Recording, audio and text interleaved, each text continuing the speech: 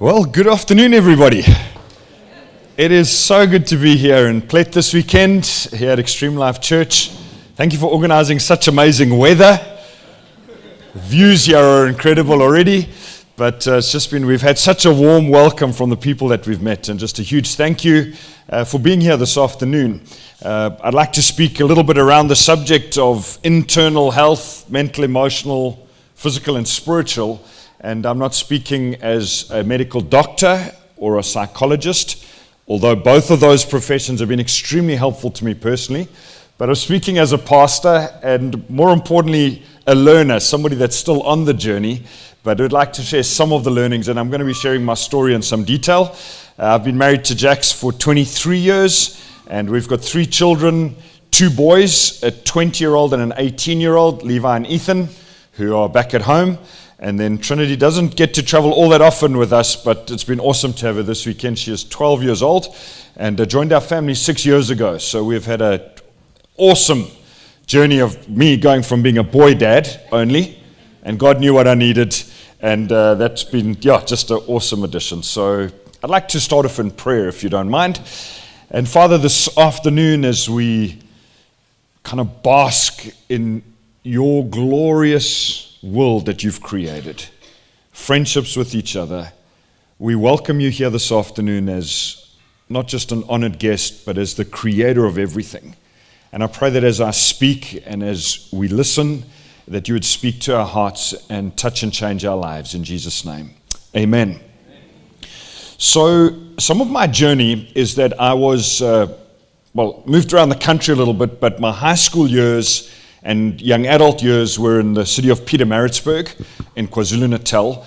And I studied a commerce degree at university. I also started working at our local church at that time as the leader of the youth group. That group grew to a couple of hundred teenagers. From a young age, I'd always felt a God-given dream that somehow, whatever profession I would end up in, that church-paid ministry would be some part of that. At one stage in my life, I thought it would be like to be a doctor missionary kind of person, and then my pathway changed a little bit. But when I started working at that local church, it was living out what I felt was some of my God-given calling, investing in young people's lives. In that youth group is where I met this beautiful young girl. She was at school at that time. Later on, when she finished school, we started dating and got married and had these 2 beautiful boys. So by the time I was 28 years old, it felt like I was just living right in the sweet spot of all of my dreams. Life couldn't get better than that in many ways. I felt I was part of a church staff team. And there was kind of one remaining unfulfilled dream that was on my heart, just that one day I would plant a church or lead a local church, transition the leadership from somebody else. And when I was 28 years old, in the November of that year, I started to get really weird physical pain symptoms. And it was kind of in the afternoons, I would start to feel this pain in the soles of my feet and in my joints, and I'd walk with difficulty. It went on for about 2 weeks, and it got worse and worse.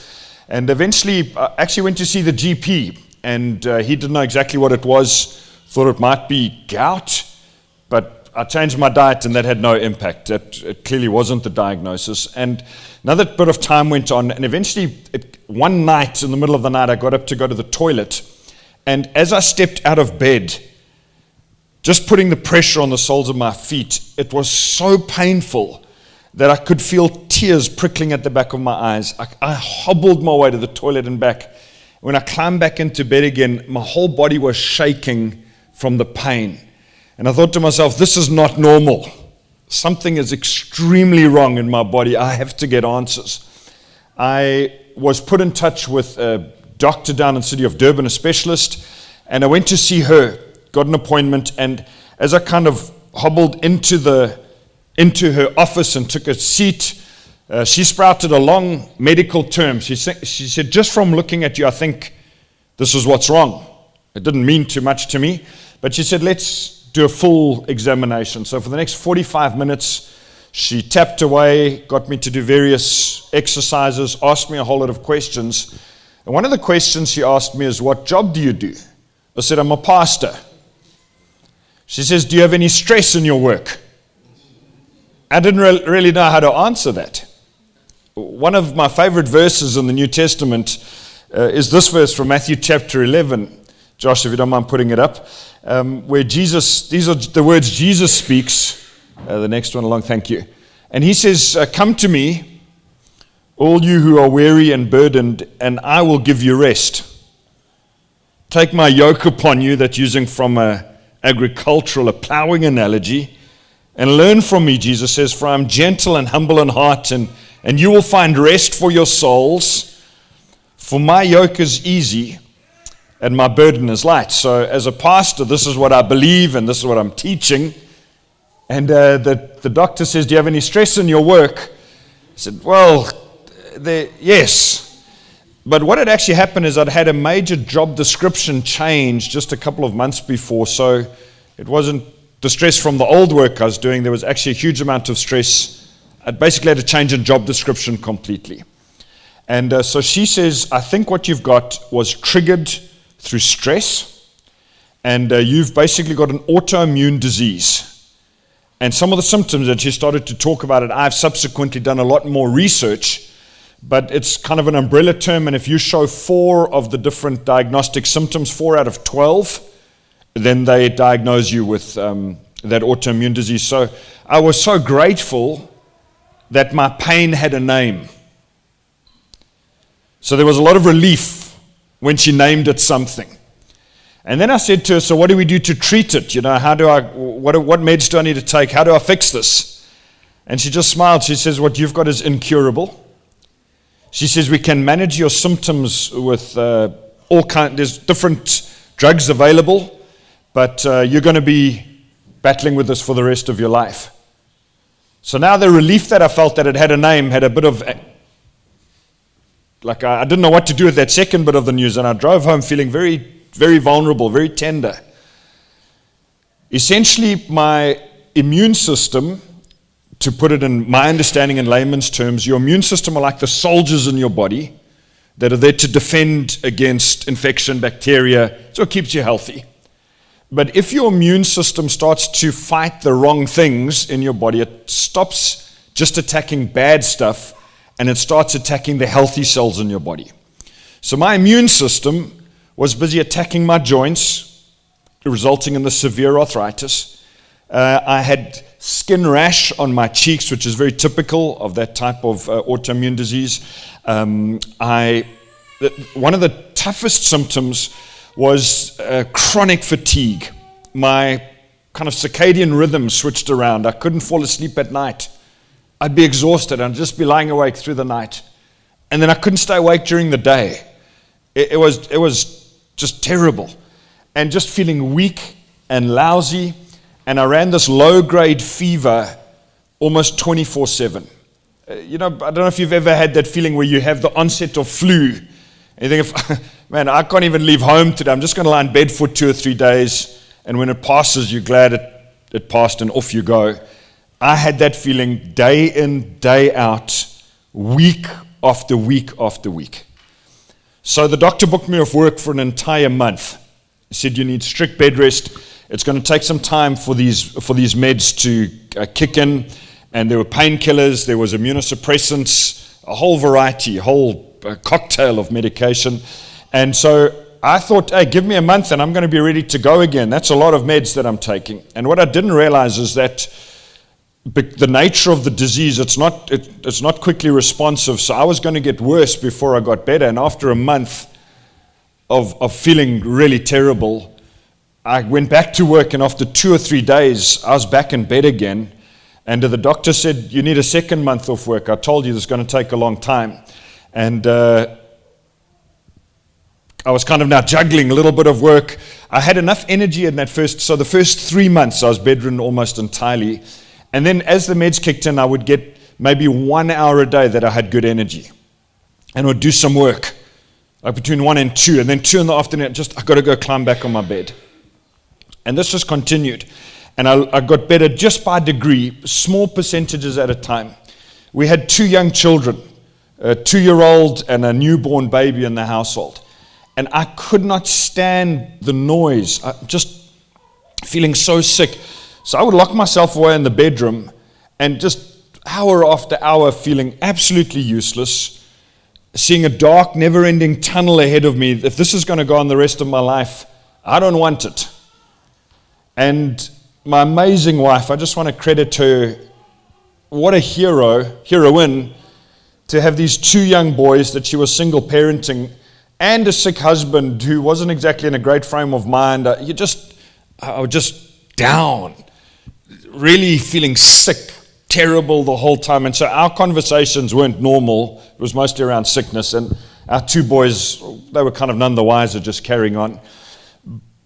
But a deep hopelessness came over me, and I kind of had all the different emotions of grief that are associated. First, where you're angry, and then bargaining. It was another kind of process where I would lie in bed and pray to God and talk to Him and say, God, surely I am more used to you as a healthy adult than sick. And I would think back on all the good times that I'd had in church work and with youth camps, etc. And man, I was doing none of that stuff. We went on holiday in those first 3 months, just like time of recuperation. And it was one of the most disempowering feelings for me as a 20-year-old. I used to be a strong young guy, regularly strong. And we get to the place that we're going, and I don't have the strength even to lift the bags out of our car. I just say to Jax, I can't do it. I go and sit on the couch there just thinking, what kind of a lousy husband are you? She's looking after the kids, unpacking the car, doing it all. And so I reasoned with God, if you're not going to heal me, please would you heal me firstly? Because I see in the Bible there's miraculous healing available. But if you aren't, surely it's better than that you take me home to be with you. Not in a suicidal way, but just like, it's really unfair on my wife and kids to have this lump of human being. Just sick, lousy. And amazingly enough, I didn't feel any strong word from God. All of these prayers that I was praying just had no answer. But I knew God loved me and cared for me. I just couldn't reconcile that with the terrible physical symptoms I had. So this continued. Year 1, year 2, year 3, year 4, and by that stage I was at about 70% of my previous strength, but with very limited yellow lines on the width of my capacity, of the road of my capacity. And so my travel, the work I was doing, traveling to other churches, greatly curtailed. Everywhere I go, I'm like, guys, I need to take like a 3-hour nap in the afternoons, and then I have to be in bed by 9 o'clock at the latest if I'm going to It felt terrible in my early 30s to live like that. 6 years go by like this. And I got used to all these meds and the new normal. And 2 things happened in the space of about 6 months. The first one was that during one of my times of devotion, reading my Bible and prayer, I felt God speak to me in my heart and say, I felt God say to me, I'm going to open a door of opportunity for you to lead as a church leadership role in a new place.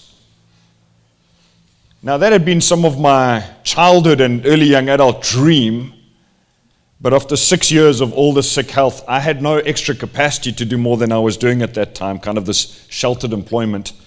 And so the response of my heart was, God, well, if you heal me, then I'll be able to do something like that. And I felt God very strongly I don't know how to describe that voice of God, like the still small voice on the inside of my heart, just say back to me, that's not faith. If I tell you to do something, you obey, and I'll take care of things. I was so nervous that I'd misheard. I was really, really unsure of myself. That I didn't even tell my wife that conversation that I felt I'd had with God for a few weeks. And anyway, the wheel started to turn very slowly around that conversation because everybody around me knew how sick I'd been. The second thing that happened is a few months after that, I had heard of a lady who lived in Hillcrest, coincidentally where we now live, and I went to see her, and I heard that she could help people with various kind of issues. She did this live blood analysis and was pretty good with helping people improve their health a bit. So she took a little pinprick of my blood, put it on a slide up on this computer screen, and would analyze it while talking to me. And she looked at all of the meds that I was on, looked at the screen, and she was like, man, you are sick. Like, this is bad what I'm seeing in my blood. I can see your story aligns with what I'm seeing here on the screen. She said, for the next 2 weeks, I beg your pardon, I want you to kind of do this. There was a particular regimen that she put me on, and come back in 2 weeks' time and let's take it from there, trying to push a bit of a reset. That 2 weeks later, I arranged 2 appointments in Hillcrest. The second one was with her. The first one was with Peter Rasmussen, who led, him and his wife led City Hill Church at that time. So now I was just starting to share some of my story of God opening the door. So sitting having coffee with him, he says to me, Steve, having heard your story, God opening a door, I believe that it's to come here and take over the leadership of this church from us. Now, City Hill Church is Peter had built this huge church building, and the church was growing. There was a lot happening. We'd preached there a few times, and there was a furthest thing from my mind that I would be able to lead in that extra responsibility. So I'm stunned. I try and find Jax, and for some reason I didn't get through to her. So I'm just driving bewildered to the next appointment, now the follow-up with the lady who does looking at your blood. And sitting with her, she takes another drop of my blood, says, how are things going? I say, good. My mind's still on the previous conversation. And she looks at my blood on the screen, and then she starts asking me, has anything big happened in the last 2 weeks? So I'm thinking, well, the conversation I just had was pretty big, but apart from that, I feel no different. She says, have you changed anything? Have you had like any bright light, So I say, no, what are you looking at? She says, if I had not heard you tell the story, I would say I've drawn blood from a different person. The blood I'm looking at on the screen, it looks like blood from a healthy person with a few issues. 2 weeks ago, it was from a very sick person that we're trying to get well. Long conversation, she says, I think you've had a divine healing. She says, I think you should come off some of your meds. I'd tried, and I'd had major dips in my autoimmune, major flares, I should say. So I said to her, hey, I am so nervous of any changes. I'm just in the lane. And she says to me, are you a man of fear or a man of faith? I felt that was a bit offensive. Because for 6 years, I tried so hard to have faith, but it just was a terrible time. For the next 12 weeks, I come off a lot of my meds in consultation with the doctor. I've had a divine healing. My energy returns. We take over leadership of that church. We move town. Our kids move to new schools. The stress ramps up, obviously, with everything new. But I'm living my dream. Thank you, God. Wow, this is amazing. Too good to be true, it felt like. We were there about 8 months, and over a week or two, I started to feel a little fatigued, a little fluey. I thought, well, it must just be related to the stress. So after about 2 months, I eventually went and had blood tests done, and the next morning, I think it was a Wednesday morning, the GP, a lady who's in our church, phones Jackson. She says, I want you to get Steve to the hospital as soon as you can. He's in extreme danger. So we don't get much more than that. We go off to the hospital. What's happened now? I thought all my medical issues were behind me. And the specialist that treated me explained that the autoimmune attack had previously been against my joints and skin and it's in my system, but it was now attacking my blood and my kidneys, both of which can be life-threatening. My red blood cell count had reduced by half. That's what carries oxygen to your body. And my white blood cell count, which are your soldiers, the whole army had been wiped out except for 10%. If I was to catch a cold, I would have died. My kidneys were damaged. I went in for kidney biopsy, and they put me in an isolation ward. It was long before COVID, long before I knew what COVID isolation was. I was for other reasons. Only 4 people were allowed into that ward. Was the doctor, the nurse assigned to me for that shift, a cleaner, and my wife. And all of them had to scrub up, put on gloves and masks before they came into the room. And for 9 days, I'm now in an isolation ward with my autoimmune disease, having flared up again in a totally different way. It's like the fire had jumped the fire break, and now I was sicker than I was before, and I was just alone 9 days thinking I'm losing my mind. If the previous 6 years felt like a tough time, those 9 days felt like the very darkest at the bottom of the pit. Because I thought to myself, this is how my logic went, is that my job is always going to be stressful. And so it must be being a pastor that is causing my body to flare up like this. I want to be there when my children matriculate. Like they were just little guys at the time, grade 1 and grade 3. I want to at least see them finish school. And so I think I need to quit my job. But I don't know what else I'm going to do because I'm sick. Who would hire a guy like that? And my mind just raced around. And when the doctor came, he was a Hindu doctor. He knew I was a Christian pastor, but each evening I'd say to him, shall I quit my job? And he said to me, no, don't get too worked up. We're going to sort this out. We're going to treat you. It'll be okay. And somewhere in that hospital ward thinking, I don't want to live the rest of my life just having flare-up after flare-up. My body, it feels like it's trying to kill me. My mind is in turmoil. I don't know what I'm going to do, and I don't know what's wrong. I couldn't point back to my childhood and say, well, it's because of that, and that. I had amazing parents. My mum had some of her issues with mental health in the area of depression in 2 short bursts, but that hadn't been my major story. And it's like, I was doing my best to live a life that honored God and loved people, and why would all this happen to me? And so, but this idea formulated in my head in hospital is if I'm going to keep going, I'm going to do everything possible to try and learn about the inner workings of my own world. If I could use a building analogy, it was like cracks had shown up in the walls of my physical health, but I wanted to dig around the outside of the foundation and go and tap with a little hammer on every single brick to see which one of you little guys is causing the problems up there. And so, not knowing what I'd find, I just started. I went to that lady and I said, I want to come see you regularly. The lady did the blood. And I found a man in our church who does executive coaching. I said, please, could you coach me? I don't know what I'm looking for, but I want to change, I want to learn, and I want to grow. And somewhere in that journey, and I don't have time this afternoon to tell you all the little building blocks of it, but over the next 6 months or so, I developed a model for myself to try and understand me more. And I'd like to explain the model a little bit and then tell you about some of my journey with it.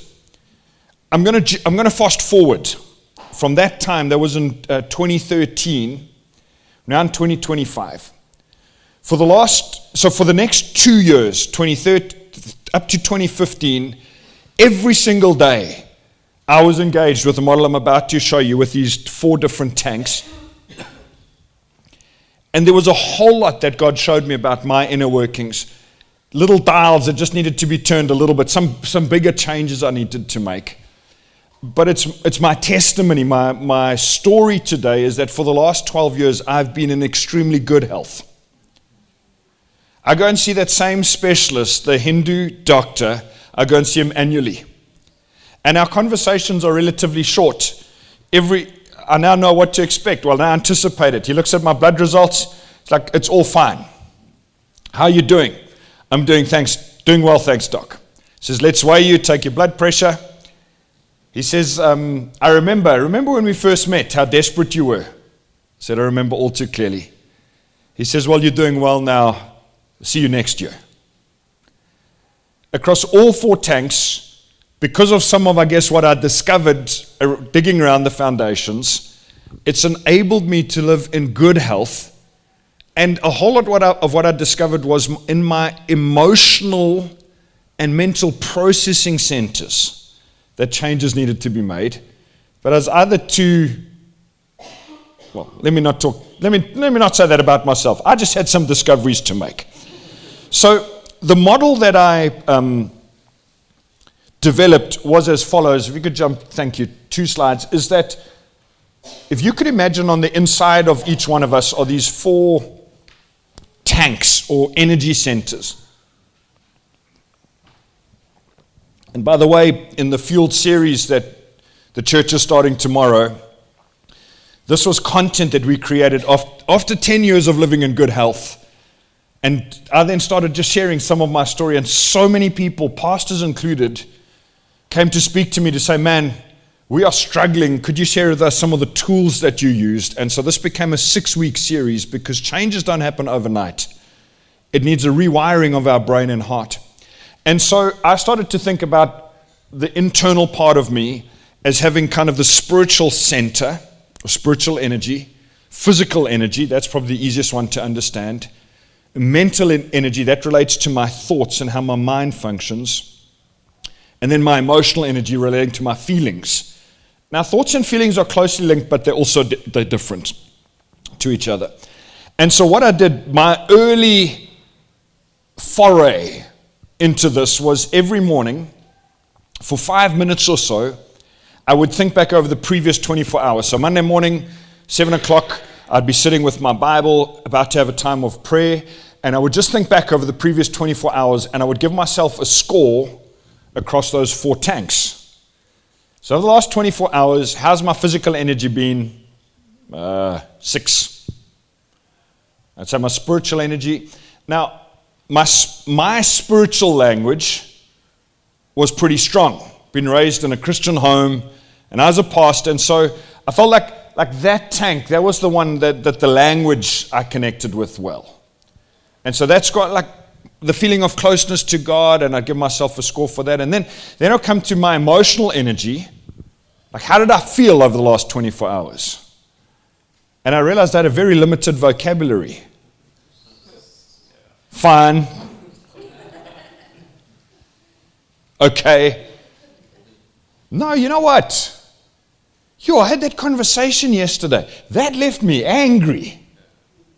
That person just felt like they attacked me. So I was like 23 hours I was fine, but I'm still angry. And then my mind would go off. But I find it very difficult to give my score on the emotional and mental tanks. And so I kind of started making up numbers. And then I developed, because I like spreadsheets and columns and rows, I studied accounting. I drew up a spreadsheet with like breakdown under the physical health. It wasn't just how I felt the last 24 hours. How did I sleep last night? Gave my score like a 4 out of 10 or an 8 out of 10. And how was my eating yesterday? Good. I know we had takeaways last night. Okay, 6, 5. How was my hydration? Because I'd seen in my blood that water is so important for physical health. Was I drinking water regularly? Speaking of which,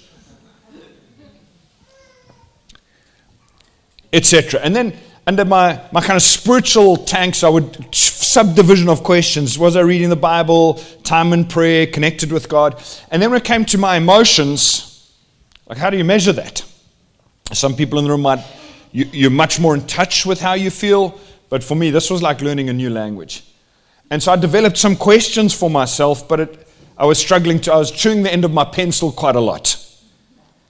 And in the mental tank, I started to think of it in terms of this: what was the agility of my thoughts yesterday?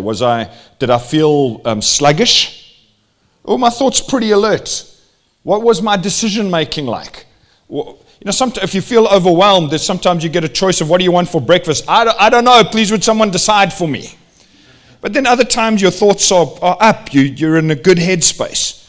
And so I was trying to figure these out with kind of breaking them down into subdivisions. I was also reading in the Bible, and I came across this amazing verse. It's listed by Jesus as the greatest commandment. I'm going to be preaching. This is my key verse for tomorrow. But just to touch on it here, in Luke 10, verse 27, Jesus was asked a question, what's the greatest commandment? And he said this: love the Lord your God with all your heart, soul, strength, and with all your mind. And I thought to myself, actually, those 4 roughly correlate with these 4 tanks. My strength being my body, my mind being my mental tank, my soul being the emotional, and my heart being the spiritual. And why would Jesus say those 4 different things if he could have just said, love God with everything? And so I really started to drill down on this a little bit. And the model that I've drawn up for myself grew from there. if you see across the, I've got different colors there, and it's a little different in the field workbooks, but this is for one-off presentation. Those tanks exist in 3 different zones. And it's pretty subjective, but I think if you're in the yellow or red zone, you know. So the top zone, the blue zone there, is what we could call the healthy zone, the top third of our tanks. If our energy dips below that and we sit and our address is in the yellow, now we're in the danger zone. And if we don't pay enough attention and the danger zone continues to empty out, we eventually will end up in the burnout zone. And my burnout zone started with physical triggers. My arthritis, my chronic fatigue. But in reflection and on the journey of work that I was doing in myself, I realized that actually the causes of the physical burnout was related to my emotional tank. I was not processing emotions very well, and I didn't know it. I thought I was good.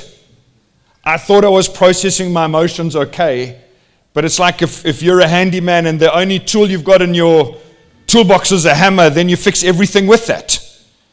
And so my emotional tank had a very limited vocabulary, and I wasn't processing all the range of emotions very, very well. But I didn't realize this at first. And so living in the healthy zone, what are some of the things that characterize our lives when we live in the healthy zone? Generally, we're nicer to be around. We interact, we lean into relationships. We are more compassionate. We tend to be more empathetic. Our decision making is a little bit better.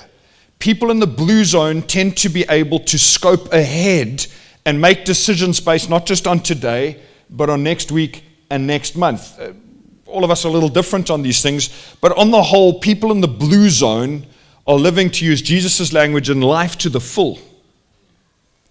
The very interesting thing about how God's wired each of us is that as our tanks empty, see the little line between the healthy zone and the danger zone is when our tanks empty, and by the way, our tanks are being emptied and there's outflow and inflow every hour of the day. These aren't static images. Just waking up uses some energy. And so there's little warning signs or dashboard lights as the healthy zone empties towards the danger zone. When we have, I've done some workshops, 2-day workshops with leaders going through each one of these 4 tanks, and that's some of the content in the Fueled series as well. And one of the first questions that we ask is to try and learn what are the dashboard lights on each tank as my tank empties. For me, and the dashboard light's a little different for each person, but for me, one of my first signs that my tanks are emptying towards just the bottom of the blue zone, I get less gracious. This particularly shows up in my driving. I get a little bit more defensive. When my tanks are fuller, I'm able to handle robust conversation and kind of constructive input a little bit better. But when my tanks get towards the yellow zone, I get a little bit more sensitive. Do they understand what I'm going through? No, of course not. How could they? I often feel overwhelmed. There's too much coming at me. My levels of joy drop as the tank empties. This is somebody else's answer. They said as they head towards the yellow line, they become much more dramatic. I tend to become a little more withdrawn. I become a little more disengaged, less confident. These are, again, answers from different group settings. But somebody said I become more fearful. In my case, I become a little more adamant. I'm admitting it, Jax. It is true. I get, sorry? You know. I become less compassionate for the needs of others, and we tend to move from selfless to selfish as our tanks empty. In other words, living in the yellow zone, the danger zone, or even worse, the burnout zone, impacts not just my world, but the world of everybody around me. If I'm a spouse and my address is somewhere in the yellow, I'm not bringing my best into my marriage. As a parent, I'm not bringing my best into my parenting. And possibly one of the most difficult things about yellow zone living is it feels so helpless how to get back to the blue zone again. Like, I'm right with you, preacher man. The blue zone must be nice for all those lazy people who don't have big stuff on their plate, but you don't understand how tough my life is. This is the language that danger zone people use to defend their address. I speak as a recovering danger zone and burnout zone person. Now, don't say that with any form of pride, because God designed me to live in the blue zone. And as a pastor, believing the words of Jesus, "Come to me, all you are weary and burdened," I believed those words with my head, but I was struggling to live them out. In reality, my physical body was showing up as burnt out. My mind and my emotions were following suit. Possibly the most interesting discussion around these tanks, and again, this is not a complicated model, but for me it's been very profound, is that you'll notice that there's a little tap at the top and the bottom of each of those 4 tanks. And we are not powerless when it comes to the tanks. In fact, quite the opposite. Those are our tanks, it's our life, and God has empowered me to live out the rest of my life with these 4 tanks. And there are different things that put energy in and take energy out of each tank across all of our lives. Now, at a physical level, this is possibly the easiest to see. We're just being awake for a day, empty some energy out of the tank, we sleep that night. Within 24 hours, we generally sleep for 1/3 and are awake for 2/3. And if we mess with our sleep, we can feel the effect across physical, mental, and emotional energy, and often spiritual. If you're a parent and you've got a little child, there's some crying that they start to make when they're tired, which is different to the other crying they make. You know, man, we got to get this little one down quick, else it's going to be bad. It's easy to see with our children, but it's more difficult to see with ourselves. And so many of us ignore our warning lights. The taps are emptying out at the bottom, but we're not paying attention to the inflow at the top. Just by the way, this model is not suggesting that all of us retreat from the world, go and lock ourselves up on an island somewhere, and for the rest of our lives just work on filling the tanks. That would be extremely bad for all of our health. Those tanks are designed for use. They're designed to be at work in the world, connecting with others and living out a life of purpose. And this was probably the thing that I struggled with the most, is how do I live out a life of purpose without feeling exhausted and drained and getting sick, and making sure that the tanks are filled up. And as I embarked on this journey of looking at my world every single day, I started to ask some of these questions.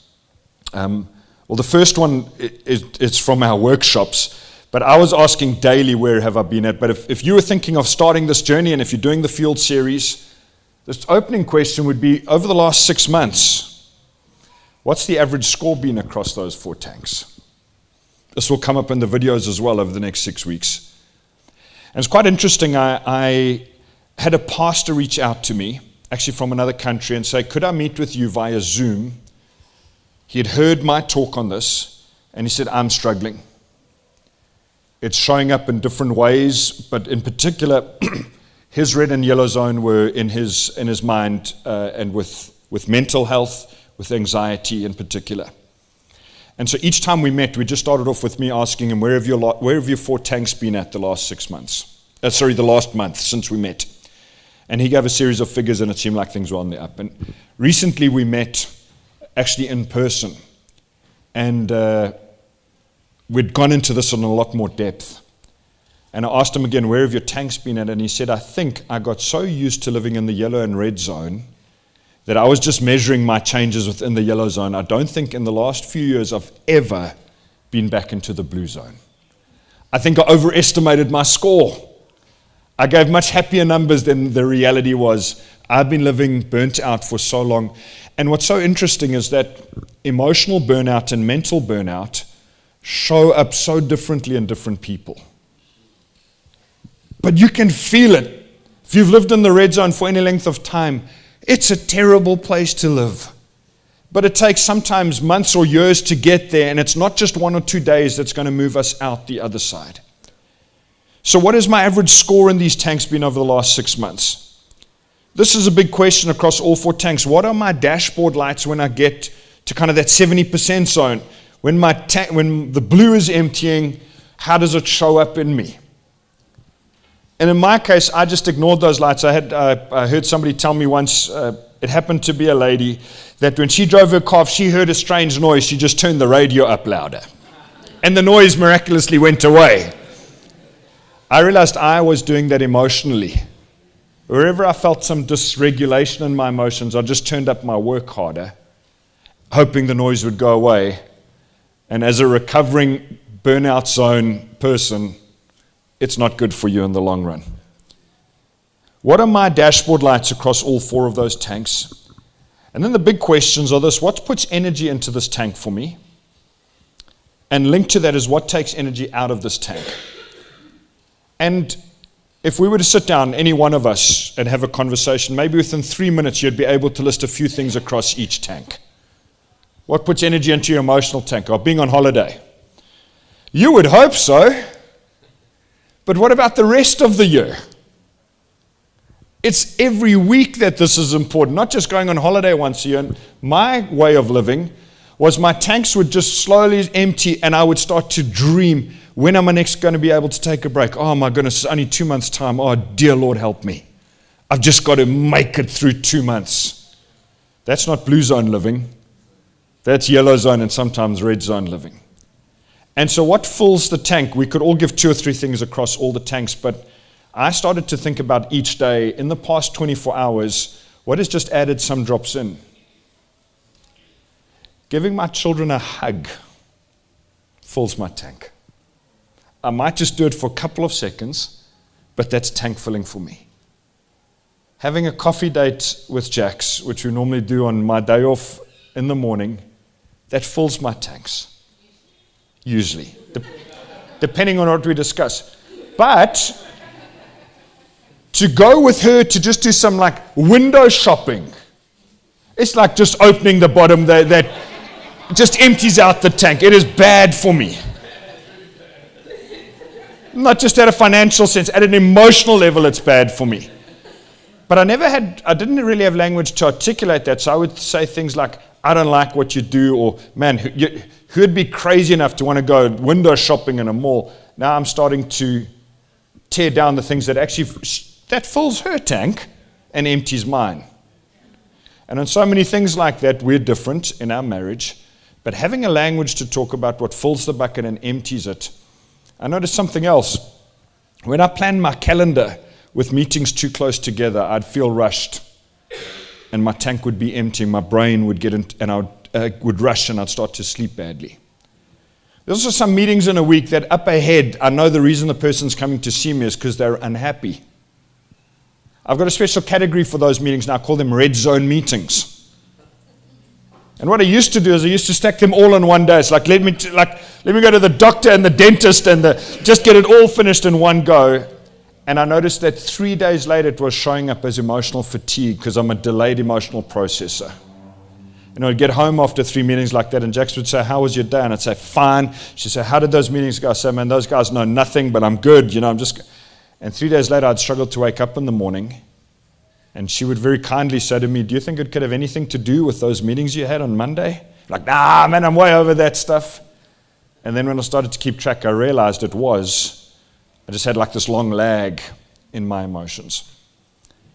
The interesting thing about the inflow and the outflow is that it results in, and I want to share, this is probably the most like profound mathematics I'm about to share with you. You might like to get out pen and paper for this one. Is that the mathematics related to each tank goes like this. Is when my outflow, if you could go to that next slide, somewhere in there I think.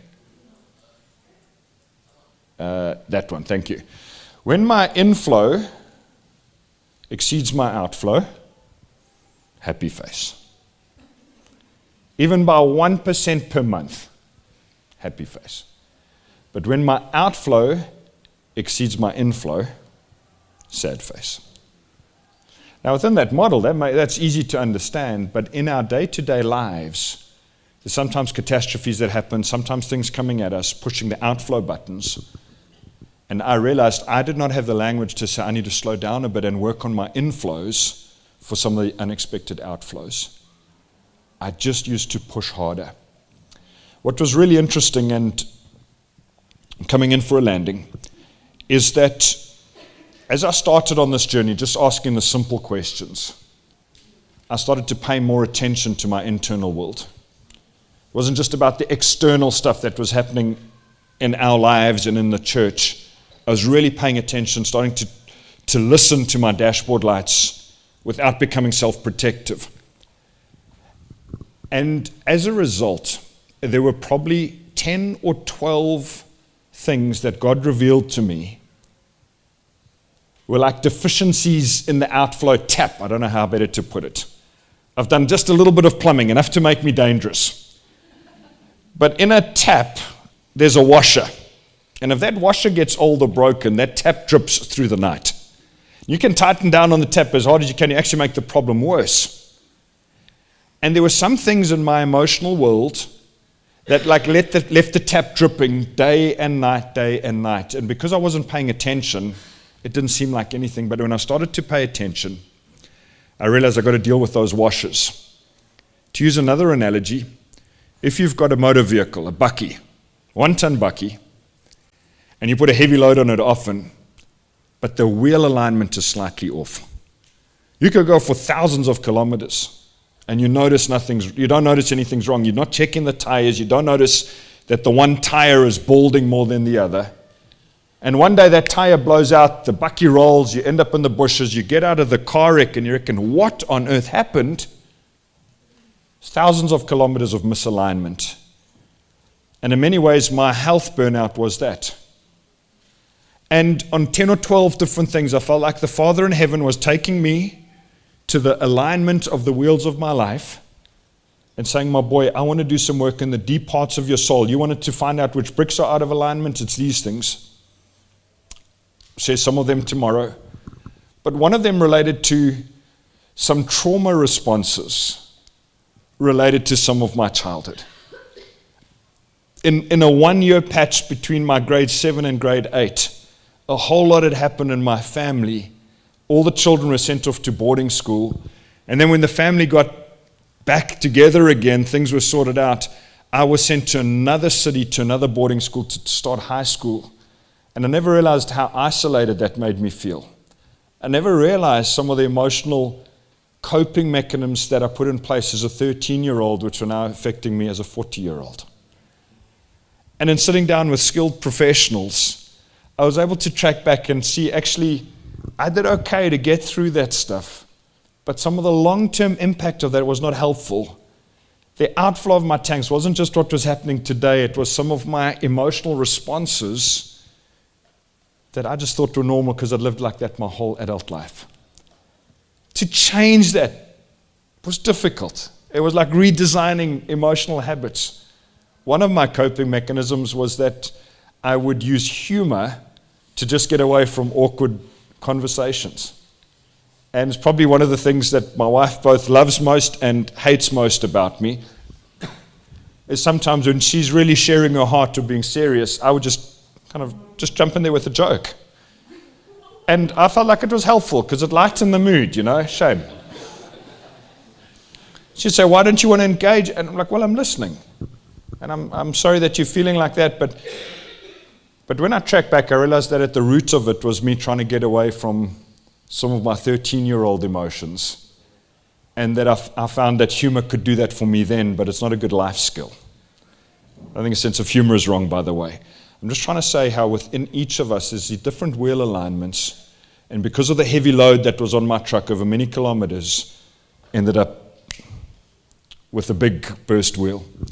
We're talking this afternoon about mental and emotional health. And what's amazing about how we wired is that those 4 tanks, if you could just put them together, put that slide up with the right slide, Josh. You know which one. That one, thank you. Is those tanks are actually bolted together and each tank affects the other one. And what I've observed in talking to people who have struggled with anxiety is that anxious episodes often show up when we're in the yellow zone rather than the blue zone. And people that struggle with emotional dysregulation, that stuff shows up a lot more. We're in the yellow zone when we're in the blue zone.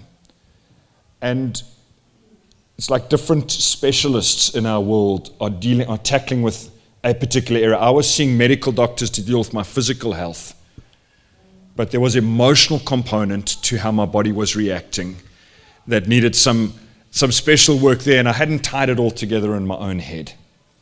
And so for me, this is my attempt for myself to have a simple model that's got this huge 3D effect to it, and it's had a profound impact on me.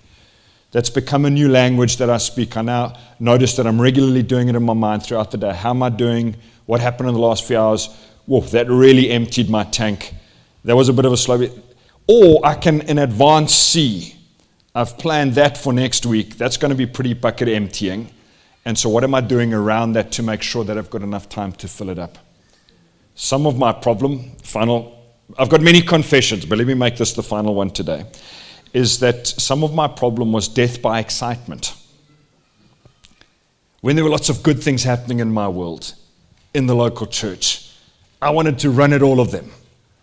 Like the dog chasing the car in the road, but I was catching a whole lot and then overcommitting and then getting exhausted and depleted, looking back saying, well, this doesn't feel fun anymore. And again, the Father correcting the wheel alignment of my life, saying, you've got time. You don't need to live stressed or chasing everything. Run within the rhythms of grace that I've assigned to you. Part of my prayer when I was so sick was I used to pray, God, I just want to go back to how things were. When I first got married, I was healthy then. And I felt over a period of time, but it's taken, maybe it's because I'm so hard-headed, it took me maybe 7 or 8 years. No, it was an 8-year journey to figure all of this out. I feel like God showed me that His plan for me was never to go back to how things were, but a new redesigned version of Steve. And in our honest conversations, my wife has said to me, you're a much easier husband to be around now than you were then, because some of these big changes. As a parent, watching you with the boys, there's a difference in you now than there was before. Because when you're parenting in the yellow zone, it comes out not well. Hopefully as a leader, I'm leading better based in the blue zone than in the yellow zone. But this wasn't just an overnight to prayer and a hymn and a thing and everything was sorted. This was lots of hard work behind the scenes and like the deep parts of my soul wrestling with God. And so I hope that's helpful to you today. I don't know where you find yourself at or who invited you here. And I believe that if you're regularly on the healthy zone but occasionally dipping into the yellow zone, hopefully this is helpful for you. And if you currently are living in the yellow zone as your primary address, this might be essential for you. And if your life mostly resembles the red zone, physical, mental, or emotional burnout at various levels, my prayer is that this would be a lifeline for you. Is the burnout zone does not have to be for the rest of your life. But there's whatever were the habits that took me there, it's going to slowly be a rewiring that pulls me out the other side. And the length of time doesn't be equal, but it's a long journey down and it's a long journey back up again. But by God's grace, He gives us tools to help us, people around us, to say, I want you to live life to the full. There's not my permanent address for you down in the red zone.